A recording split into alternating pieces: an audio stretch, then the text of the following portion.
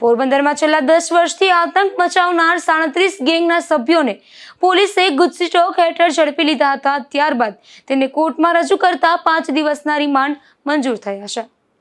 પોરબંદર શહેર તથા આજુબાજુના જિલ્લાઓમાં છેલ્લા એક દાયકાથી સંગઠિત ગુનાખોરી આચરનાર કુખ્યાત 37 ગેંગ સામે લોકલ ક્રાઇમ બ્રાન્ચે મોટી કાર્યવાહી કરી છે.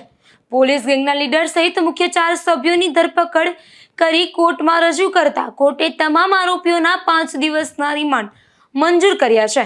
લોકલ ક્રાઇમ બ્રાન્ચ દ્વારા 27 ગેંગ સામે Gujarat control of terrorism and organised crime એટલે કે ગુજસી ચોક હેઠળ ગુનો દાખલ કરી મયુર ઉર્ફે મહિલો, 37 હરદાસ ઓળેદરા, વિશાલ ઉર્ફે વાકીડોક નાગાર્જુન ગોરાણીયા, માલદેવ ઉર્ફે જગીરો રામ કુછડિયા અને રવિ કુશા મુછાડની ધરપકડ કરી હતી.